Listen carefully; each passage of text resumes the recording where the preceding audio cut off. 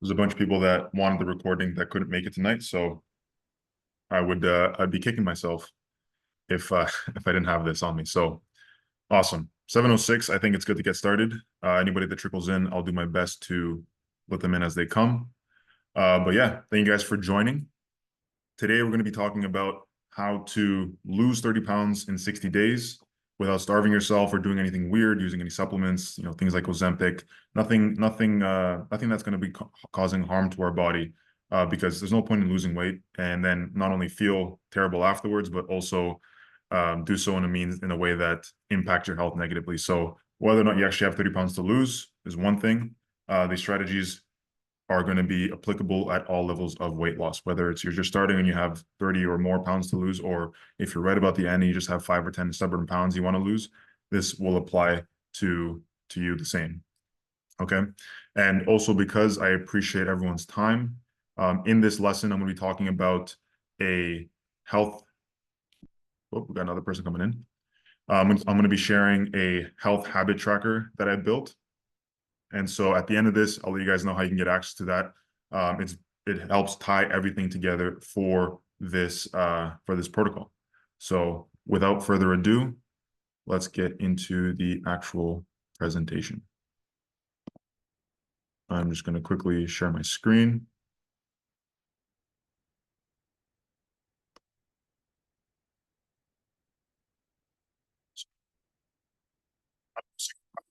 Pounds in 60 days as if your life depended on it without starving yourself, a step-by-step guide. Now, before I get into this, I'm going to need some audience participation. How many of you guys would say you guys are fairly knowledgeable about health and nutrition and things like that? And how many would you say not so much? Put a 1 if you are knowledgeable and you do think you have a solid foundation. Put a 2 if not so much. Let me see I'll put 1. Okay, nice. 1, nice. 1.5. I like it. I like it. Okay, cool. So sounds like people have a pretty good grasp on health and fitness. So hopefully in this presentation, I can share some new stuff for you guys. So now, before we get into it, I want to do a quick story time because I like to touch on it just so that it's very clear as to why I even care to share information. If this is not because there's nothing I can't be doing with this time anyways. I want to share this for one big reason, and that's because of my story. In 2020, I was diagnosed with stage 4 Hodgkin's lymphoma. It was a massive potato-sized tumor next to my heart at only at the age of 19. And so, if that wasn't bad enough, after the first 6 rounds of chemotherapy, I still had cancer, and it was probably one of the most devastating days. It was worse than being told I had cancer to begin with, that after the first 6 rounds of chemo, I still had cancer after all that. And then to make matters even worse, a few months later, in the middle of 2021 or in March of 2021, I had my first stem cell transplant, which was more or less unsuccessful. It shrunk the tumors a little bit, but they were still there, and it still had potential to grow if it wasn't kept under control. So for the remainder of the year, I had to do immunotherapy for the rest of 2021, and then that's when I got another positive PET scan at the end of 2021. So that was pretty terrible. It was January 7th of 2022. I got that second positive PET scan. That wasn't what I was hoping. I was hoping I could be done with it at that point. But it wasn't until a couple months later, in March of 2022, where I got my first negative PET scan. But something really changed in this period of time where I started to really look into nutrition for my health, for my cancer, just because at that point, the standard care, it helped. It shrunk the tumor. It went from being a potato size to, less than a centimeter in size, but it wasn't gone. And so I was really frustrated at the idea of, okay, I'm taking all these harsh drugs. My body's feeling terrible on them. Why isn't this working? And so I started to look into nutrition and how I can improve my health even while going through a cancering process. And that's what I think was the boost I needed to get to that negative PET scan, meaning there was no sign of tumor when doing the PET scan. That being said, I wasn't done. I still had a second stem cell transplant to go through, except this one would be much, much worse than the first. So This one is was a what's called an allogeneic stem cell transplant. So I got my mother's stem cells, but the process was terrible. As you can see here, this was me after the stem cell. I'm for reference, I'm 6'3", and here I'm 170 pounds. So that's not a weight that you want to be at 6'3". So it was 1 month in the hospital, 3 months in a hotel, close to the hospital, so that I could be monitored. And this photo right here is taken at the hospital, and I experienced a whole plethora of side effects. You know, fatigue, appetite issues, clearly because I couldn't stomach any food. My stomach was, and not only just my stomach couldn't handle it, but my digestion was completely off. Like I needed to take frequent naps just to be able to function throughout the day.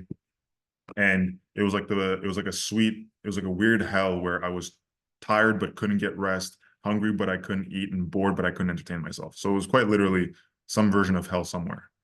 And I knew that in order for me to ever have hopes of recovering from this and feel like myself again, I would have to double down on nutrition, because I had already experienced a lot of benefits from it. But then after going through this process, I knew that I was going to have to go down an even deeper rabbit hole to find whatever information I could to make the recovery. And as you can see in the photo, somehow I managed to do it. And this all kind of led to one discovery on how humans used to live. So obviously you can imagine that modern day humans as we are today, very different to how we used to live. You know, we're not out here hunting woolly mammoths, but there are certain things that they used to do that are still applicable to how we can live our lives today, given the fact that we, you know, live in boxes that we call homes. So I began to put things into practice that really helped elevate my ability to recover from this. And within 7 months, I put on 30 pounds of muscle. My fatigue was essentially gone. I had certain dips like we all do naturally, but it wasn't nearly to the extent that I was before. Before, I'd have to sleep 9 or 10 hours every night, plus have like a 2 or 3 hour nap in the middle of the day, just to be able to make it through the day. But then by that point, and still now, I can function very well on 7 hours of sleep and make it through the entire day, no problem. Then on top of that, the one that I did not expect was enhanced mental clarity. So I was able to focus and I was able to do highly taxing cognitive tasks. It's a mouthful. Without fatiguing, without feeling brain fog all day. And that was one I did not expect I'd feel. Plus, on top of that, things like my immune system was much better. As you can imagine, going through a process like this, your immune system gets shot. But after the stem cell transplant, I only got sick once. And that's because I've been really careful to make sure, and not careful from not an aspect of not getting sick, but careful in making sure my diet and my nutrition is on point. And so why am I sharing this stuff? Well, it's because nobody knows this stuff. The fact that we have to have cancer centers shows that we are doing something massively wrong with our nutrition. There's only so much we can do from a medical perspective or standpoint to stop or help with cancer, and then with other modern diseases like diabetes, obesity, the list goes on, cardiovascular issues. There's only so much the medical community can do about it. A lot of this has to do with the nutrition, with the lifestyles that we're living. And I know that people are suffering with this because in this chemo, and whenever I go to the chemo suite, I would see people that are hoping and praying that the cocktail of drugs that they're on is going to make a difference. But the unfortunate reality of it, and I know this for a fact, having spoken to people and overheard conversations in the chemo suite, is that a lot of the people in that chemo suite, unfortunately, are not with us today. And it's not anything that's their fault, and it's not even the medical system's fault per se. It's just that they were not educated on this information, right? Only a small amount of people know what true nutrition is for humans and how they can use it to benefit themselves and live a better life. And so those types of people I call the 1% of health, and it's what I am trying to help people with today. I'm trying to help men get into the top 1% of health. Similarly to the top 1% of finance, it's less to do with the actual metric of it and more so with the level of awareness that being at this level comes with, right? It's just to know how to speak the language of nutrition, understand what good nutrition is for humans that allows us to thrive. Because after what I went through, health has kind of become the gateway drug for living an amazing life. But first, before we get into that, that's the end of story time. I want to break some beliefs, because if you have these 3 beliefs, this won't work for you no matter what you do. Okay. So there's three common ones that you always hear. I actually posted about this yesterday on LinkedIn, and it was actually a last minute addition to add this slide into this presentation because I thought to myself, you know what? I could sit here and teach anything I want. If these three beliefs are in here, they're not going to work. So the first one is I don't have time. Someone just messaged something in the chat. Yeah, health is a gateway drug to an amazing life. If you're sick, you only want one thing. It's your health. And when you're healthy, you want everything in your life. So it quite literally allows you to do whatever you want in life. But the first belief I want to break is I don't have time. And this, I know I have checked myself with multiple times, is I look at my screen time. If my screen time says otherwise, as in I have more than 4 hours of screen time, I know that I have more time in the day. Okay. And if you want to say you don't have time, fine, you don't have time. You'll stay the same and you'll never see any benefits, right? If you want to do that, that's fine. But I choose to believe that we do have time. It's just a matter of reprioritizing and getting rid of junk entertainment. Okay. Next is I've already tried to lose weight in the past, but it didn't work.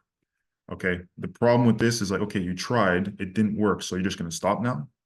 No, you're going to keep going because inevitably or eventually you will find something that works. Okay. A big belief I have in anything is we can't fail if we don't quit.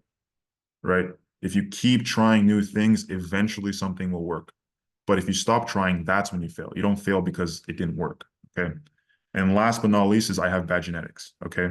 Genetics is what allows you to play professional sports like into the NBA, but it's not necessarily for the 99% of people plus, it's not what keeps you from being in shape and feeling amazing.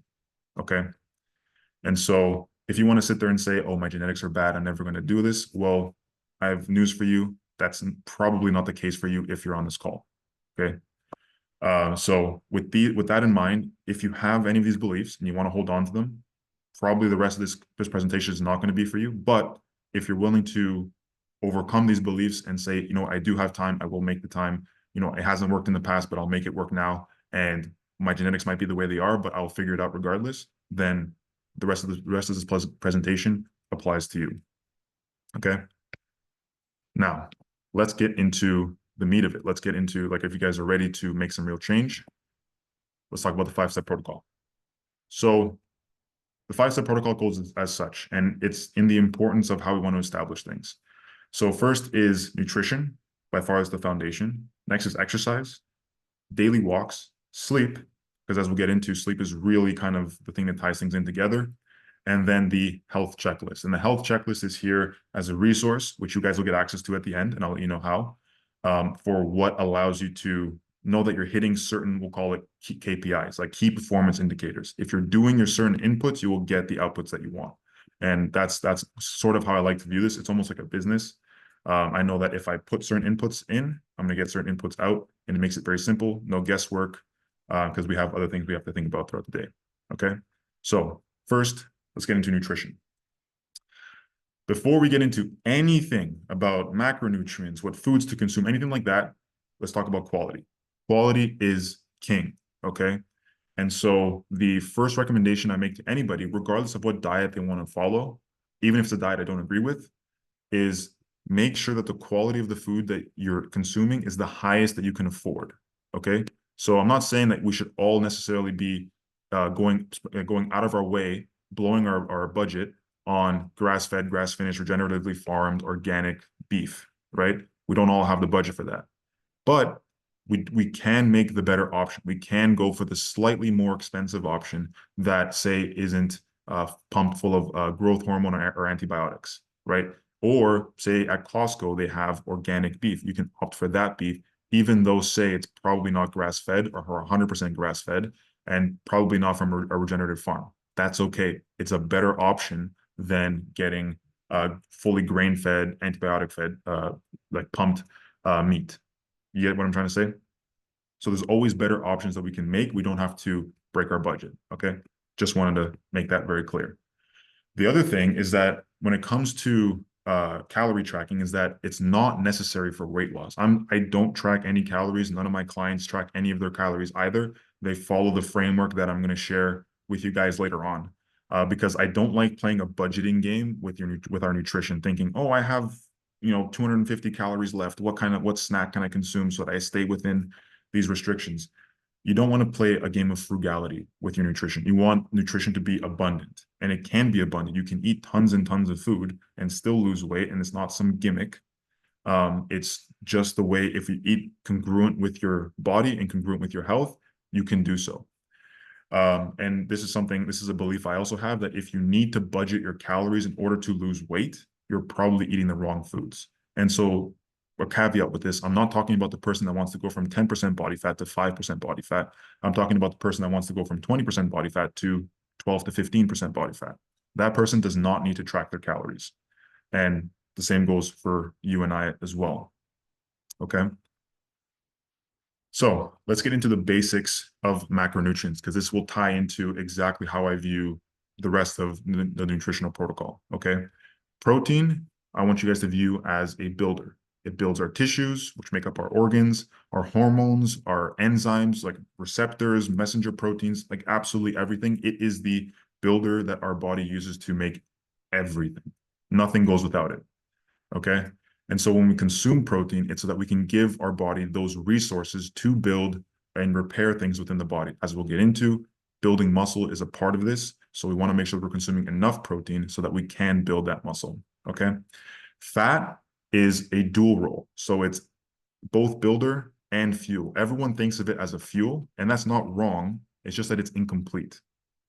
It is also a major source of building. So it also builds tissues. It also builds hormones. Every cell in your body has a membrane that is made up of fat. And if you want to have, healthy tissues, such as your brain, which is a very healthy organ, if you ask me, your hormones, such as testosterone, which is the male hormone that allows us to have energy and build muscle much easier, lose fat, all these great things, you have to consume fat to make that. And then if you want to have healthy cell membranes, same thing, you have to consume fat. So that's a very key thing that often gets missed whenever people talk about fat. They only see it as a fuel source. On top of that, they don't view it as the primary fuel source, which it actually is. Humans for a long time did not have the abundant access to carbohydrates that we do now. So fat was the primary fuel source that our bodies are accustomed to using. The issue is that a lot of people, due to overconsumption of carbohydrates, kind of break that cycle, and that's breaking that cycle causes a lot of problems. So we want to understand that our primary fuel source is fat. Okay. Next is carbohydrate, and carbohydrate is primarily a fuel. Okay. There's nothing really that it builds within the body, is maybe a couple receptors here and there, but it's primarily used as a fuel. And as it says down here, a supplementary fuel. So our bodies only really start using carbohydrates once we reach a level of intensity where using fat is too slow, because there's much more steps involved in using fat. In using carbohydrates, there's fewer steps, but our body only uses that once we reach that level of intensity, such as when we exercise or go for a run, things like that. Okay. So I quickly want to break this down into the importance of what nutrients to focus on and what the role is within the body, because I often think this gets misconstrued. So what is the ratio that we want to be aiming for? Okay, this is what I call the golden ratio, and this is dependent on your weight. So your daily protein goal should be between 0.8 to 1 gram per pound of your body weight. Your daily fat goal is the same, 0.8 to 1 grams per pound of body weight. And then your carbohydrate goal is 0 to 0.5 grams per pound. I put 0 to 0.5 because carbs are, out of the three macronutrients, protein, fats, and carbohydrates, they're the only ones that are not essential. It's the reason why the ketogenic diet exists. Am I saying keto is the way to go? No, it's an option. But it's just to emphasize the point that carbohydrates are not necessary, because you can make carbohydrates from fat and from protein.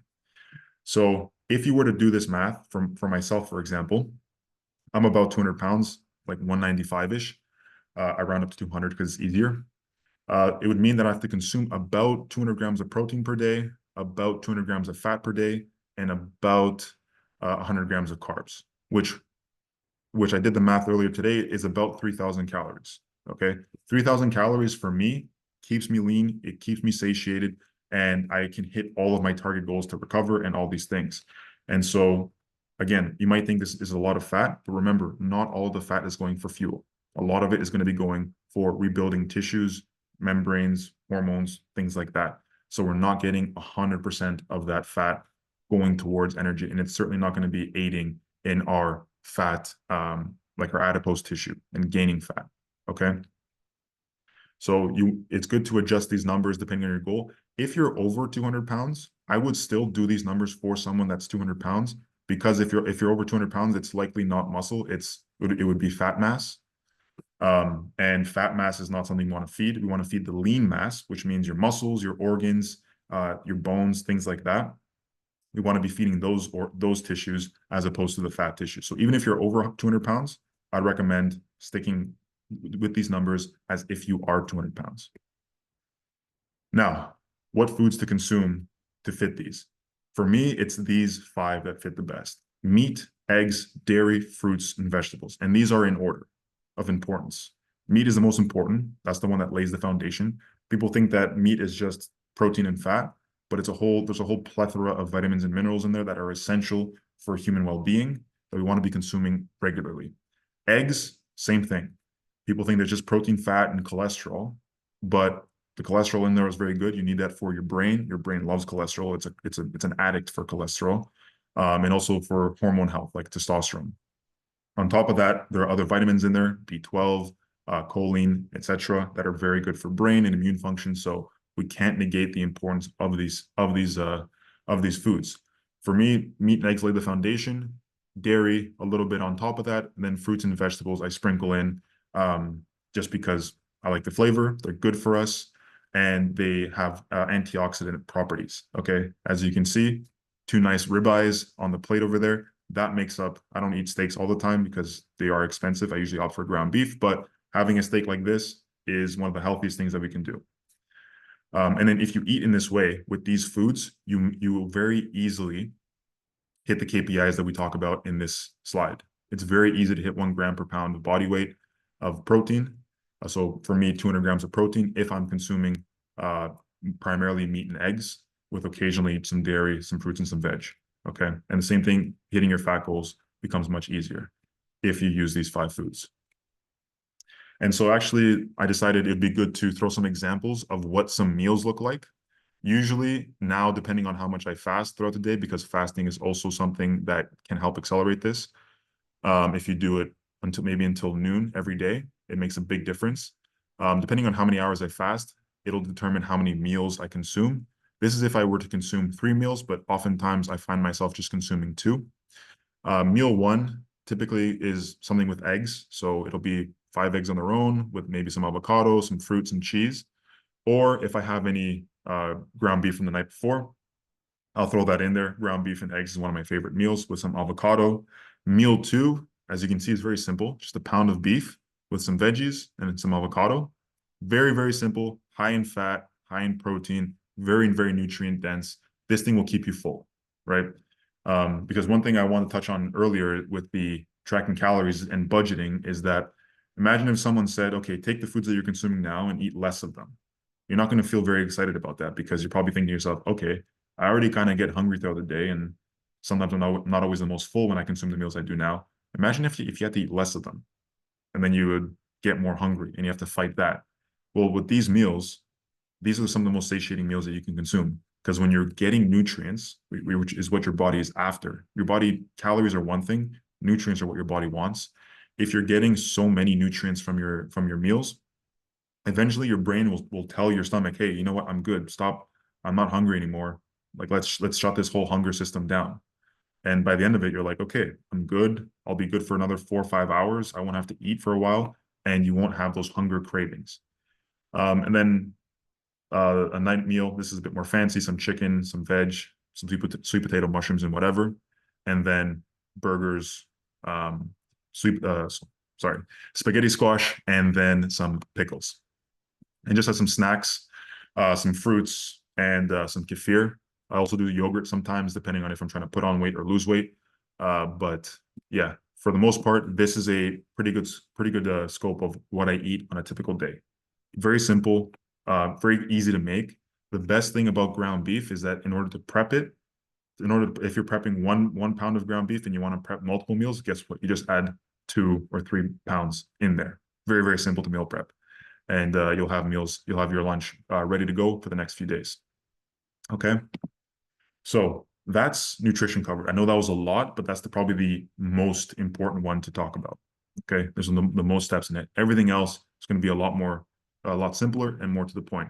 Exercise is also very, very important, and has a few more steps. But the main thing here is that we're going to be working out to gain muscle, not lose fat. Okay, it's a very big difference.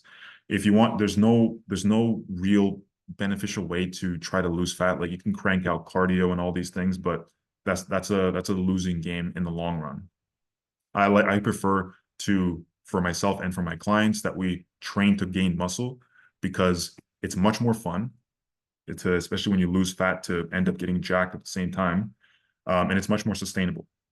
So we'll get into exactly why too, because when we talk about the key exercises for muscle growth, they're all going to be compound lifts, and compound lifts are very taxing on the body.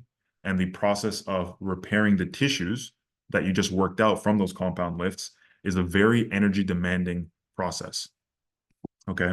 And so when you require tons and tons of energy to rebuild muscle, you are going to then, and you're not getting like the amount of calories and the amount of energy from your diet, eventually your body's going to use your fat storages to get that energy. On top of that, once you have more muscle mass on your body, that's when you can also increase what's called your basal metabolic rate, which is the amount of energy you expend while doing essentially nothing. Like right now, all of us, we are like what in the state that we're in now, we are in our basal metabolic rate. We're using that.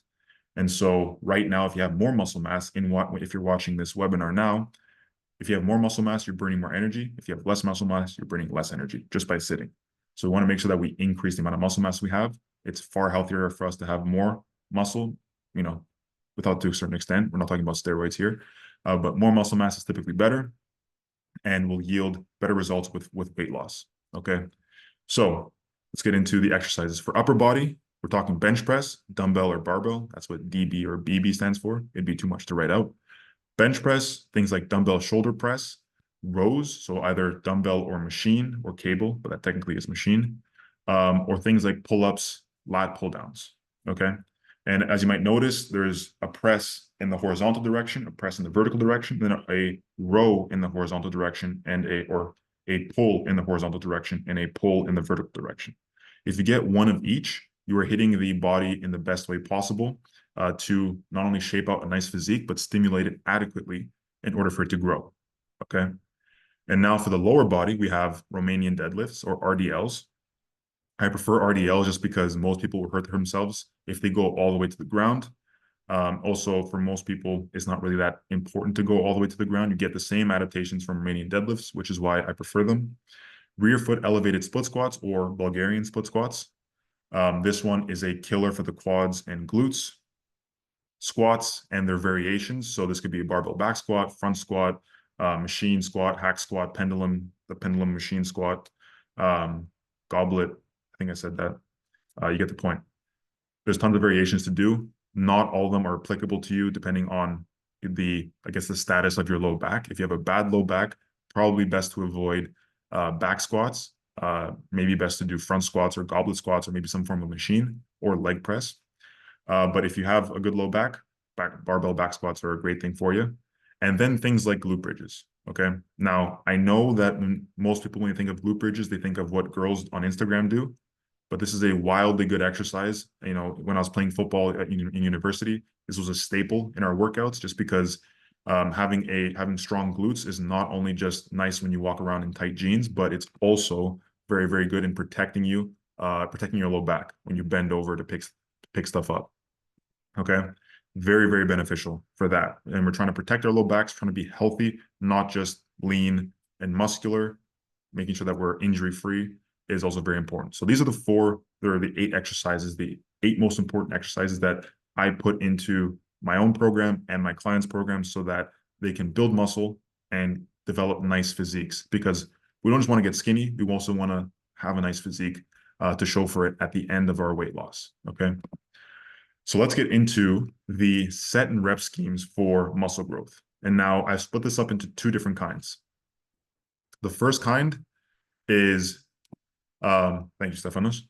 The first kind is for your main lift. Now, every workout, typically I like to have one main exercise that is my focus, and then everything else is accessory. So for example, if we go back here and this was an upper workout, I'd pick the bench press as the main and then everything else is accessory, just so that everything is clear. For the main lift, I want this one to be a bit more intense. So the set and rep scheme is going to be 3 to 5 sets of 5 to 8 repetitions, a bit more intensity, a bit more weight on the bar or the dumbbells. So it'll cause more stress onto the body through the nervous system, through the muscles. It's going to lead to greater adaptations in the long run for that particular exercise. Then everything else, the rest of the accessories, the rest of the workouts, I like to be in the 8 to 15 rep range for 3 to 5 sets. Okay. And this high repetition is associated with muscle gain and can help really accelerate and get that nice pump, get that nice squeeze. So how many exercises do we want to pick? I like to do between 4 and 6 exercises per workout. This is what I found to be the most efficient way to do things, so that, because I know time is a constraint. So 4 to 6 exercises, hit them hard, hit them well. That's all you need. And then you can alternate between upper and lower body workouts. That's typically what I recommend. It's again the most efficient way to do things, I find, and that way you can get 2 to 4 workouts per week and train every muscle in your body at least once per week, if not twice. And so if you're wondering, a very simple way to know, okay, what exercises should I do? Well, if it's 4 to 6 exercises, you can do these 4 for an upper workout, these 4 for a lower workout, and then on both of them, if you have time, add in some isolation. Okay, so for the upper body, you can add in some arms, you can add in some lateral raises for the shoulders. For the lower body, you can add leg extensions, calf raises, hamstring curls, stuff like that. Okay, and this about cuts it for the exercise. If you have any questions too, I know I'm going pretty quick. If you have any questions, let me know at the end of this presentation, and I'll be happy to answer them. But next, we're going to get into daily walks, okay? And this one's going to be very simple, very quick. The reason why I like walks is because they are the king of low effort cardio. It's a form of cardio you can do while not feeling you're doing cardio. You know, no one really likes cardio, or at least some people do. And I know most people don't, though. So I don't often recommend people going on the treadmill for, half an hour or more, or going on a stationary bike and cranking it out there. I think going for a walk is much better, just because it's very low effort, very passive. It also has tons of cognitive and psychological benefits. Like, it helps decrease stress if you go, especially if you go outside. You can bring a friend with you. You can listen to an audiobook. You can listen to a podcast. You can learn stuff. There's so many ways to incorporate other aspects, other positive aspects into a daily walk, that I think it's unparalleled. Furthermore, it's also, you're in a fat burning state whenever you walk, because you're not at an intensity that requires carbohydrates like we talked about earlier. You're at a very low intensity state. You're going to be burning fat. Very, very beneficial for things like weight loss. Also, it helps improve your lifespan. So enough harping about the benefits of walking. Let's get into sort of the protocol with this. If you're tracking with time, 30 minutes per day minimum is what is sort of the best sweet spot. You can do more, but don't aim to do less, for sure. And then tracking with a step tracker of some kind, so an Apple Watch or another pedometer, or even, I know on with Apple Fit, if you have an iPhone, if you have your phone in your pocket, it'll track your steps. This is going for 10K steps per day minimum. Now, this is tracked throughout the entire day.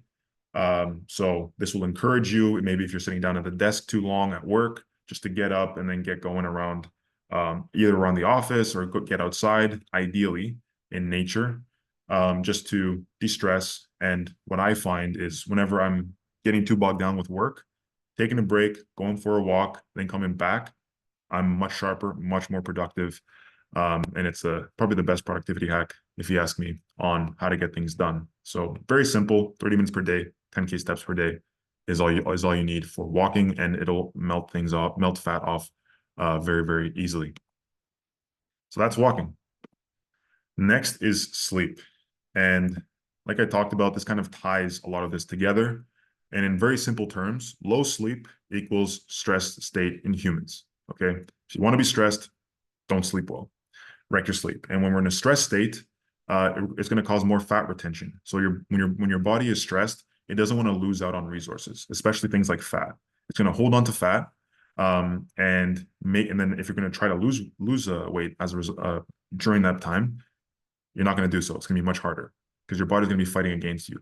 But when you sleep well, when you get nice rest, when you wake up more refreshed, that's when things start to click. That's when your body can recover from the day prior or the days prior, and then set itself up for the next day. That's when it can repair muscle. That's when it can, get rid of certain metabolites or toxins or stuff like that that's in the body, things like that. And so for me, this is why sleep is a part of this, even though it's not actively like burning fat or gaining muscle or anything like that. It allows things to click. Your body is not going to care about losing fat if it's stressed and underslept. Okay. So, like I just say here, you feel better, recover faster, and you make changes much, much easier if everything feels more effortless. And so, we typically want to aim for about 7 to 9 hours on average of sleep. Okay. So some people feel better when they do 7. Some people feel better when they do 9. Find what works for you, and then stick to it as much as you can. Because we all want to be like this guy, right? We want to be happy, like laying in bed like that. Like who wouldn't want to be him? I want to be him. At least not now, later. But how do we do that? How do we get to be like that guy in the previous slide? Well, it comes with setting a nighttime routine. You hear a lot of people talk about morning routines, and morning routines have their place. But I think before we start caring about what morning routine we do, we have to have a good nighttime routine, because that's what really allows us to facilitate a good sleep. Essentially, it's about telling your body, hey, we're done for the day. No more stretches coming our way. We can start to relax, and very soon we'll be laying in bed. And when you do this for your body, you go to sleep much faster. You sleep much deeper. You don't wake up stressed or groggy. And again, it helps things click with weight loss, muscle gain, all that stuff. So there's 5 main things that I like to do for myself, and what I recommend to people is sleep at the same time every night, whatever that is, right? Whether it's 9 p.m. or even midnight, better to sleep consistently than to have it be erratic, right?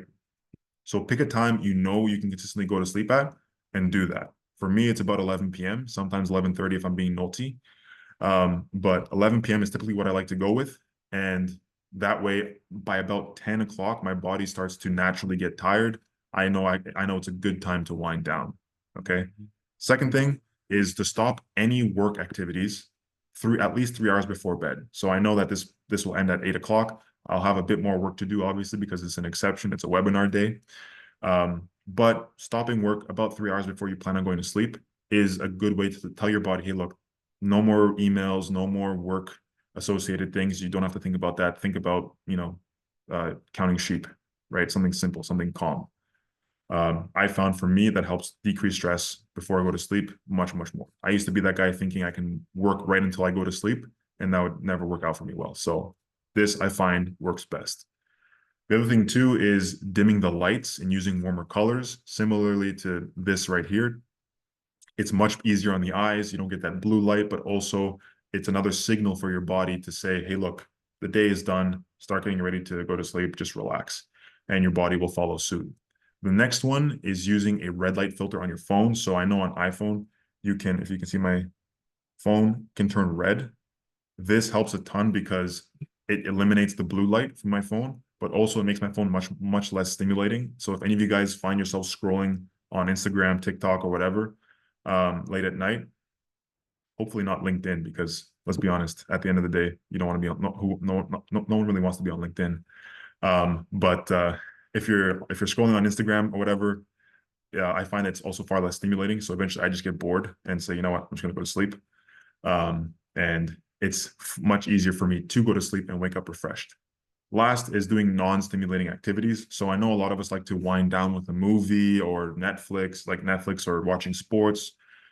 That's not always the best thing to do because it elevates you, it's stimulating. So after you finish watching that movie, it's going to take you more time to psychologically get into a state of zen, ready to sleep. So that's why I recommend, if you want to watch a movie, try to do that as far away from your bedtime as you can, so that once the movie's done, you still have time to relax and get into a sleepier state. So reading books is a good idea. I know for myself, if I'm reading and I've read 2 pages and I don't know what just happened for the last 2 pages, I know that's a good time to go to sleep. So yeah, reading a book, kind of chilling, maybe calling a friend, going for a walk, making a nice meal, all those things are very good. Or bonus, doing a warm bath.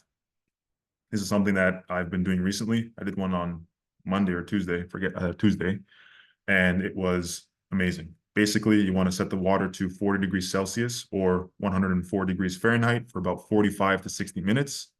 And then, and you can add activated charcoal. You can add some clay in there or apple cider vinegar to help with detoxification and stuff like that. You sit in there for about 45 to 60 minutes, and then you go to sleep. You wake up the next morning and you feel like $1,000,000. Like you just feel refreshed and clean. So if you guys don't have any plans for Friday or Saturday, there you go. Do a nice warm bath. You hear girls all the time talk about, they do like little spa days for themselves. Like they'll set up a nice bath with some candles and all that stuff, put on a movie for themselves. It's about time guys did a bit more of that kind of stuff because it actually has its merit. So that's kind of the gist on sleep. Want to make sure that we're setting the same time every day, stopping any stimulating work activities as early as we can, staying off our phone, and then dimming the lights, making it a nice little mood for us to get ready to go to sleep. Okay. So now the checklist, the final component that ties everything in this together. There are three goals that this checklist is meant to accomplish. The first one is daily actions. So we want to know exactly what we need to do on a daily basis in order to facilitate our goals. We want to have weekly targets that we want to hit, like weekly KPIs, like key performance indicators, and reviews. So we want to be able to check in with ourselves regularly to know, hey, I'm doing this right, or I'm not doing this right. I've been missing out on this activity a lot, so I need to focus on this for the next week. Having reviews with yourself is very important. And then monthly goals. So we want to know exactly what we're aiming for month to month so that we're not just aimlessly going about our day, right? We want to be very, very targeted with this. And so I know this has a check mark, but I'll quickly pull that up for you guys. In the meantime, I'm going to do a quick Q&A session right now as I pull this up. Are there any questions from anyone about anything we just talked about?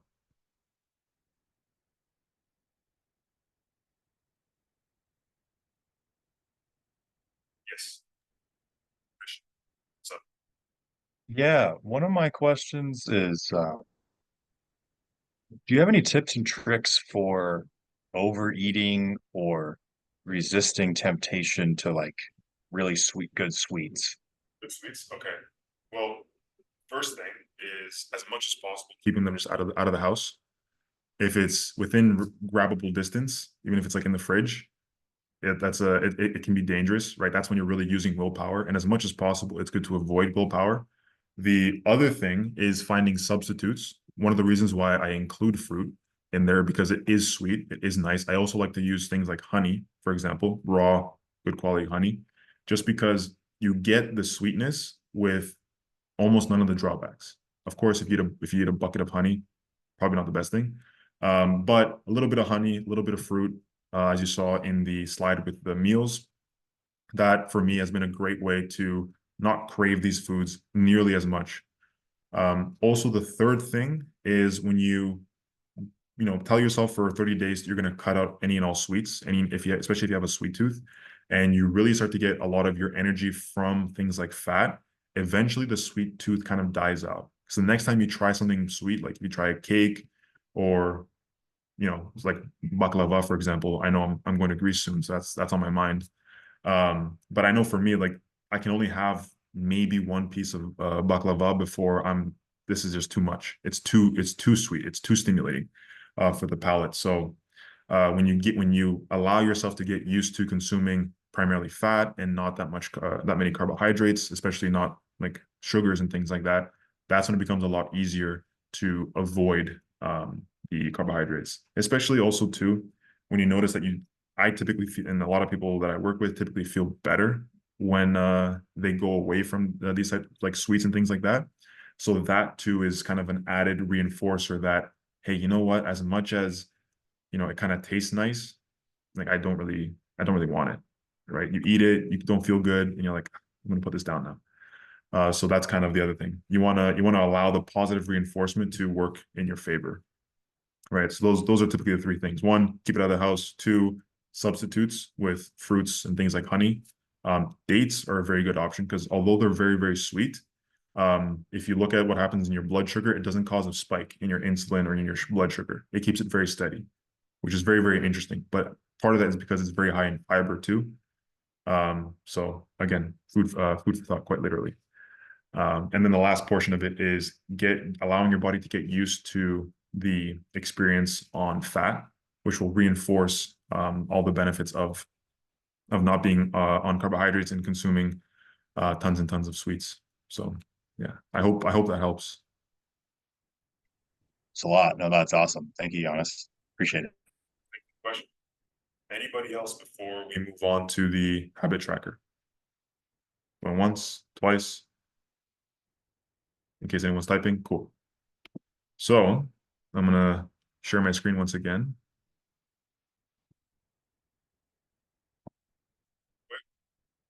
Awesome.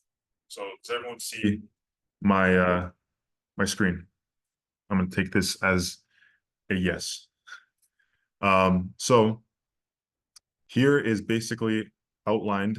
This is actually, excuse me one moment. 30. I have to update this. 30-minute walks outside. But basically, this is the every action you would need to take on a daily basis in order to lose weight and stay on track. Okay.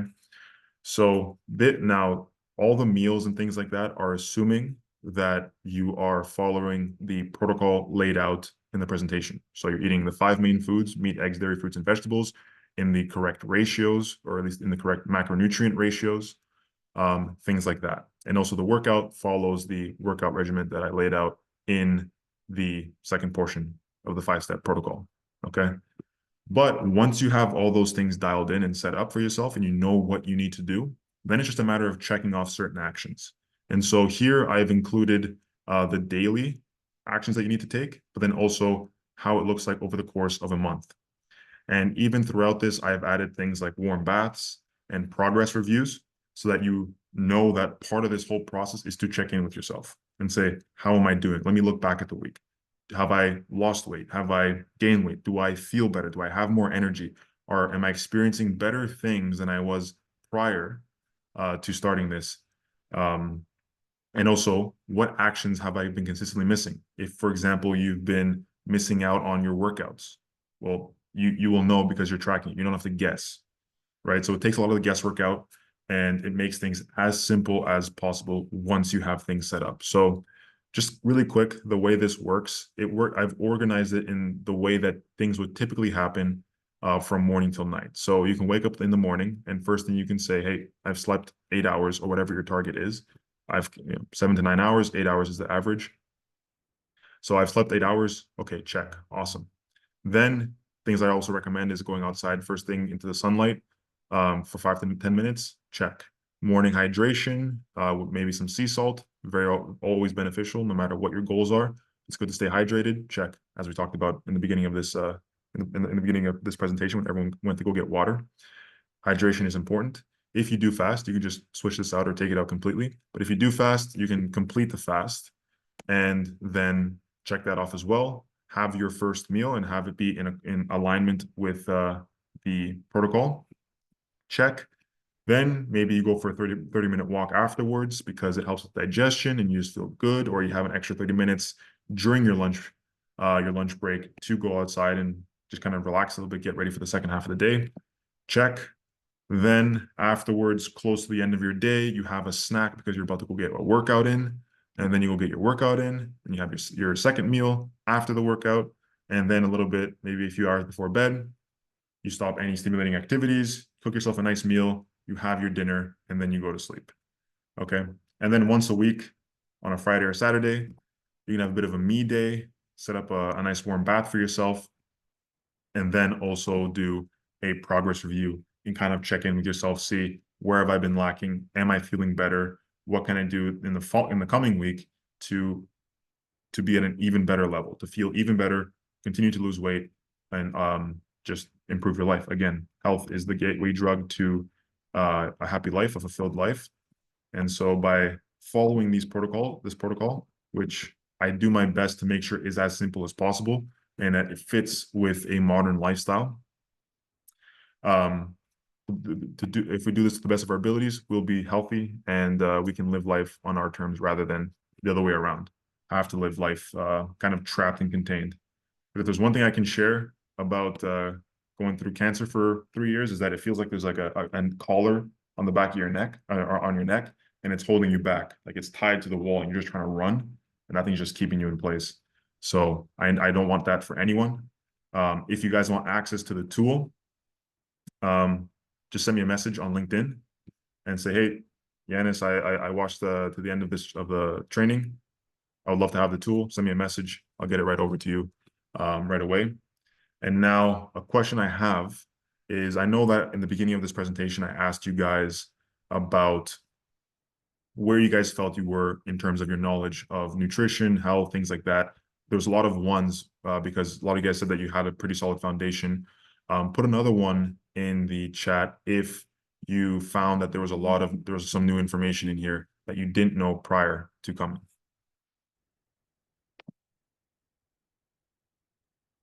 Nice, awesome. Well, that makes me happy. That means that I got to teach people some new information today. So with that, I know that because there is a lot of information. Yeah, the red light filter is a nice little hack to do, especially like at night. Keep off the phone. Very, very good. But one thing I want to offer everyone here watching this is, because there's a lot of information, it can be kind of difficult to set it up for yourself. One thing I want to offer is a game plan session where you and I will sit together one-on-one for an hour. We'll take all this information and apply it to your life in exactly the way you want to for your goals, so that you can lose weight, build some muscle, feel even better, and access that gateway drug of health to the best of your abilities. So I'm going to quickly drop my calendar link in there for anyone that wants to have this call. This call will be 99% about you and what you want to get done, and your goals and setting this up. And if you're interested about working together, and if I see that's a good fit, I can definitely talk about my program. But that's just if you're interested to accelerate this as much as possible and really dive deep into what you can do to improve your health to the max. So I'm quickly going to drop my calendar link right there for the game plan session. And yeah, I would love to help everyone here meet their health goals as quickly as possible with everything we just talked about. So that wraps up the presentation. If you have any other questions, I would open the floor to you guys. But real quick, first, I'm gonna take a sip.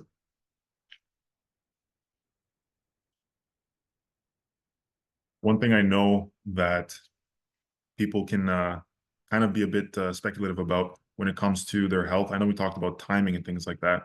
How much time does a protocol like this take? Especially if it's a matter of finding good quality ingredients or foods, the workouts, the walks, all stuff like that. In reality, something like this, outside of what you already do, because everyone here, I assume, does some form of shopping, or they already go out to eat food already. Outside of things you already do, the only added time you'd have to allot this is maybe around 2 to 4 hours a week extra. Okay. Or 2 to 6 hours per week, because we have to account for the walks as well. But thing is, you're already walking around. You don't have to take necessarily extra time to walk, but if you reprioritize a lot of the stuff that you have going on day to day, you can absolutely make this work, no matter how busy the schedule is. So workouts typically will take about 45 minutes, half an hour if you're being really quick and really efficient. If you have time to do an hour, nothing wrong with that. The walks half an hour, and then prepping and cooking food. Well, if I'm guessing most people here probably already do that, or at least eat out at some restaurant. That takes at least half an hour. So it's not like you don't already have the time. It's just a matter of reprioritizing the actions and the tasks. But yeah, any questions on that? Stefanos, I see your mic's unmuted. Yeah, so this is Stefano. So I worked with Yanni beginning of January 2023, I believe. Yeah. And for that whole year, I just worked with him through the Trainerize app. Basically, what I'm trying to do is give you guys a testament that I lost about 20 to 25 pounds. I was about 30 pounds overweight. And I kind of did my own regimen combined with his regimen with the walking. I added in some fasting and we worked because I told him that's what I like to do. So he worked around that with me and he built out um, a menu and then basically everything we just discussed on here with the training plan, the compound lifts, the daily walks. And then we also had to do non-negotiable push-ups, body squats, and God, I think there was one more. But It's what like I pull-ups stuck and to was planks. oh yeah, the pull-ups, which I was not that good at. But you get better as time. Those are the ones that usually took the pull-ups are what took me the longest to really like get down, and I even struggle with them today. I think most people do, but Yeah. definitely got my push-up game up. I was able to knock those out. I remember when I was going through it, I'll tell him, man, I can't get through the quota of like I think it was like 200 push-ups, and he was like, dude, just break them up in sets of 20. And so I did that, and I didn't really think about taking that approach before, and so but then again, I was able to knock them out by the time allotted and stuff like that. So basically what I'm trying to say is, if you follow his plan and you work with him one-on-one, or even if you don't, you just take this free webinar with what he taught you and you stick to it and you stay consistent, you'll actually lose a lot of weight. So I lost 20 pounds. I'm 20 to 25 pounds. I'm trying to lose another 10. But again, I I kind of talk about I keep in touch with Yanni. He's a friend of mine too. So I bounce ideas off him. More so I don't want to lose my muscle mass. So maybe not try to lose that 10 pounds, maybe try to do something else with it. So he knows what we talk about outside of this call. He knows that this is something I've discussed with him. But overall, I just wanted to say that Yanni does a great job. He's very accountable. It's no BS, no frills. What he's telling you is exactly what it is. He's not telling you to take Ozempic and a bunch of weird type of pills and stuff to lose weight.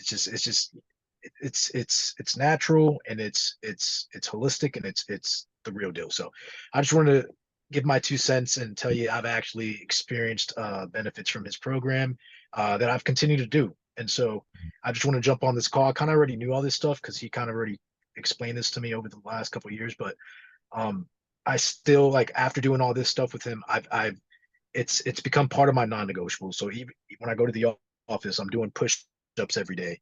Yeah. Knock them out. I won't do 200, but I'll knock out 100 every day, and I'll go on my 30-minute walks, and then I have my gym session, right? Which, like you said, it doesn't need to be. You don't got to spend 2-3 hours in the gym. I spend max 45 minutes to 50 minutes in the gym, and I already took out the 30-minute portion earlier that day walking, so that was my cardio portion. So I do when I go to the gym, it's just strictly weights, and so then I combine it with my other hobbies like MMA and stuff like that on certain days. But everyone has their own thing. But I just wanted to give my 2 cents. I didn't want to talk your guys' ear off, but Appreciate I it. want to let you guys show support to my brother Yanni. And yeah, that's it. You guys have a good one.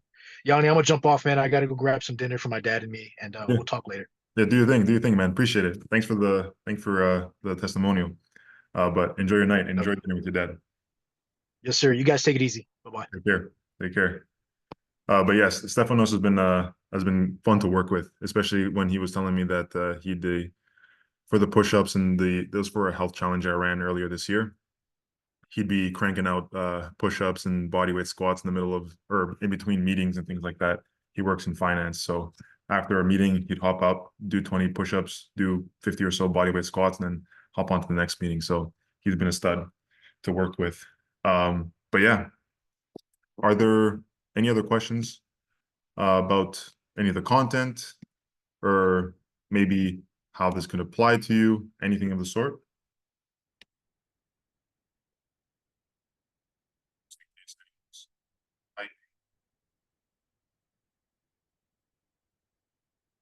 Awesome. Okay, cool. Well, if there aren't any other questions, I'm going to wrap it up here. If anything does come up in the future, I recommend reaching out via LinkedIn. I know that I've connected with all you guys there, so send me a message. Always happy to help.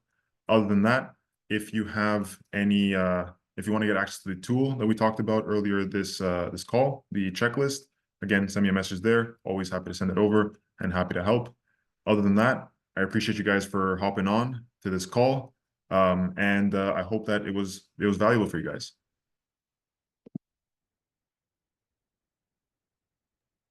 Cool. Thanks, man. Appreciate the webinar. It's awesome. A lot of good information, man. Appreciate it, man. Yeah, Appreciate it. thank you. Appreciate it. No worries, no worries. Thank you guys for hopping on. Hope you have a good night. Thank you, Yanni.